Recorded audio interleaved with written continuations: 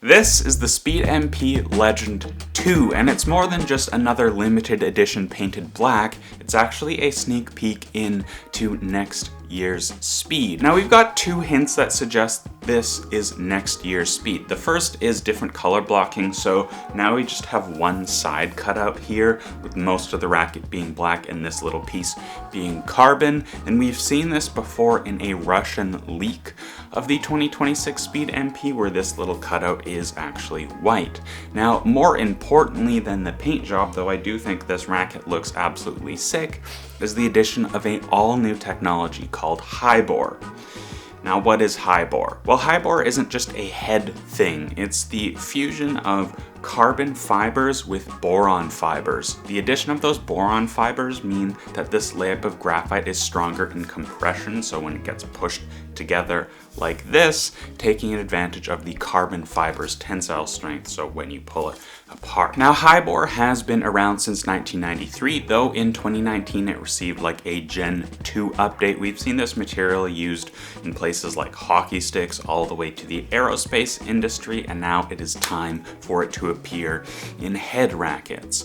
All you really need to know is that this is basically just a stiffening technology designed to make the racket feel more stable in hand, and you might get a little bit of extra power and spin as well. And what makes me excited about this Hybor is that it suggests head is entering a stiffening phase for their next couple of releases. Head, like many of the other brands, goes through different phases. Sometimes they stiffen their rackets for more power, more spin, more stability, and sometimes they soften their rackets for better control, for better comfort.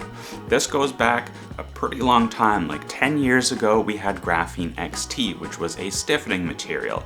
The next racket to come out, Graphene Touch, which softened things for better touch, for better comfort. Then it was Graphene 360 and 360 Plus, more stability, more power, more spin, and most recently we had the Auxetic and Auxetic 2 for softening the frames again, adding more comfort, and they claimed better feel. So with this new update, I've got to ask three important questions. Number one, are we stuck with this over-dampened, kind of noodly Auxetic feel? Number two, is this racket truly more stable? And number three, has this stiffening of the frame with the introduction of Hybor sacrificed control or comfort in any meaningful way? So let's start with number one. Do we still have this over-dampened, noodly Auxetic feel? And yeah, there's not a single Auxetic logo on this entire racket. I assume that's due to the licensing fees or something.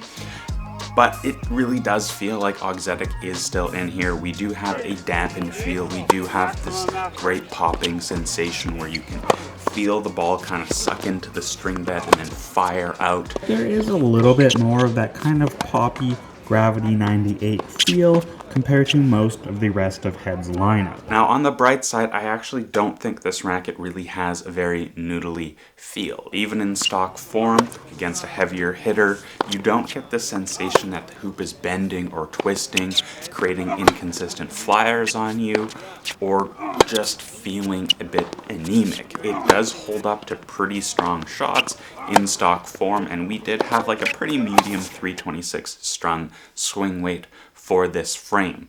I added a little bit of extra weight up in the tip because I felt like this racket was swinging so fast, coming through the air so cleanly, that I didn't mind adding a little bit of extra weight. It's 3 grams plus 16 gauge Slinko Confidential in this thing. We're up over 340 swing weight, but this thing still feels quite manageable, which is nice to see that the Speed is really living up to its name of being a fast swinging frame. Now the second question, is this racket truly more stable? I think I already kind of answered it. It does feel more stable to me. For example, if you got an off-spec Auxetic 2 or Auxetic 1 Speed MP, something coming in the low 320s or even the high 3 teens in terms of swing weight, the racket would definitely get pushed around. And that was one of the main reasons I think they introduced the Auxetic in the first place, is because when a racket gets pushed around like that, it can be a little bit jarring. This racket stands up to pace quite a bit better. I think it does feel more stable. It's not going to be as stable as something very stiff like a Pure Aero or Pure Drive, or even like a Technofiber T-Fight 305S, because it is going to be a 300 gram frame. But stability wasn't something that I felt concerned about when I was using the racket. It did feel pretty predictable. I could block back pace and pretty much play the shot that I felt necessary in whatever given moment. Now the third question is, has the stiffening tech sacrificed control or comfort? And I would say no, not really. This racket is still very comfortable. Again, it does still feel like there's quite a bit of auxetic and dampening tech in this frame, so I really would not be concerned with comfort. I strung this thing in the mid-50s with a pretty stiff string, Confidential 16, and I really did not have any issues. When it comes to control, I don't think the control is worse than it has been in previous versions, though I did hit an auxetic 1 speed earlier this week, and I felt like the string bed was a little more consistent, even though it was strung with restring 0 in the mains and sync in the crosses. You just get a boardier feel with some of these older speeds, whereas the ball pocketing is really front and center with this new speed. So if you're the kind of player who really likes to feel the ball on their strings, you need that to get a connection to what's going on, I think you're going to be really happy with the control of this speed. I will say there were times where I felt like the ball pocketing was too great, too excessive, and it would hold on to the ball a little bit too long and really send it upwards. Even with Confidential 16, again, a very control-oriented string, something that I chose to kind of artificially tighten this pretty open 16 by 19 string pattern. I didn't always feel like my inputs with the racket were one-to-one with the outputs. Most of the time it responded very consistently, but there's, at times where your feet maybe aren't quite set up, the racket grabs the ball a little bit harder than you would expect, and it's a combination of user error on court kind of being exaggerated by the racket really offering this excessive ball pocketing. So what are my thoughts on this frame? Did I like it? Did I dislike it? Honestly, I honeymooned pretty hard in my first week. I tried a bunch of different string setups, so it came strung with Hawk Touch. At least I think it was Hawk Touch. I wanted a little bit more ball bite, so I put in Otoro White because the white version is a little bit firmer and gives me a little bit better ball feedback. But I think that was a bit too soft because, again, this does have an auxetic feel, so I think it's important to pick a stiffer string to get this ball connection. So I ended up settling on Confidential 16, and I think this is a great choice for this frame. I think Lynx Tour would also be a great choice, something like Tourna Silver 7 Tour. Anything to kind of stiff and firm up the feel of this frame, I think is going to make it play a little bit more consistently, and I think that's what you want if you're the kind of player who's trying to use this frame to hit off the front foot. And that was probably where I liked this racket the most. Adding a leather grip, adding a few grams of weight to the tip wasn't necessary to find power, to find spin, to find plow through into the court, but it added a level of effortlessness to the swing for me, where I felt like I could really attack without having to overswing to penetrate the court. I could just play the shot that I wanted to play, and I could trust that that shot would go in, be predictable, and perhaps most importantly, be not fully devastating, but something that would put my opponent on the back foot. I think the power levels here and the depth and penetration you're able to find in the court is very strong. It's better than the auxetic 1 and some of the previous speeds, which I think could feel a little bit hollow. The auxetic 2 speed with the higher swing weight, the one that I tried was at 330. I was able to find big court penetration with that frame too, so I really don't think we've lost anything there. In terms of spin, I think it is pretty solid. The speed, like previous speeds, is not really a racket that's going to help you loop the ball in by a bunch of time the way I play with my Rafa. It's a racket that delivers that kind of tight spin that stays decently low over the net, but you can always trust the ball to come back down into the court.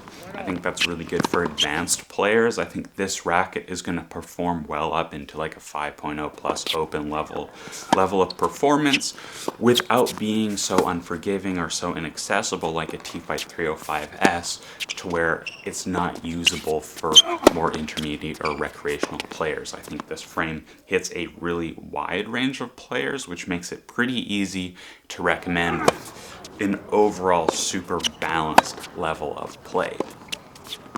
The thing that I don't like about this racket, and you're probably gonna guess it is a little bit muted. I think the ball pocketing on this thing is a little bit excessive. I would probably, if I were to continue experimenting with this, would be kind of venturing into higher tensions to try to get more of a point and shoot feel rather than like a ball cupping feel out of this frame. I just find that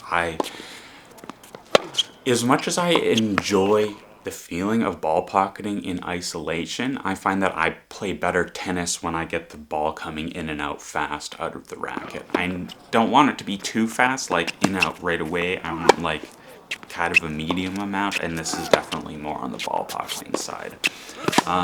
This is definitely a racket that I'm going to be keeping in my collection, as not only is it a really important racket on the market, obviously the speed is used by Jannik Sinner, the world #1 player, or endorsed by, but it's a great baseline for comparison. And while there was maybe 1 week period where I contemplated switching to this thing, I don't think it's quite the right fit for me, again because of that ball pocketing, but wow, it is not far off. This is certainly the most enjoyable hit I've had with this speed for quite some time. I think this is a good update. It's a sign of good things to come, small steps into the direction that I've been hoping that head would take for a very long time, because I was not happy with the Auxetic 1 and 2. I'm looking forward to further head releases with this Hybor. I hope this stiffening tech maybe takes it up 1 or 2 notches in the next couple of releases, but yeah, I'm happy with this stick. If you think the Speed MP Legend 2 is right for your game, and probably is, because it not only looks sick but offers all-around playability, and I think you're going to be just as happy with this thing if you're an all-court player who likes to play in the front foot, or if you're more of a defensive player who counter-punches. I think this thing still works pretty well. It might not be the best choice, but it is, at the very worst case, going to be a decent choice. So if you think this is up your alley, we've got affiliate links to Tennis Warehouse Europe, and Tennis Only Australia. That's one of the best ways to support the creation of more videos just like this, and we'll see you in the next one.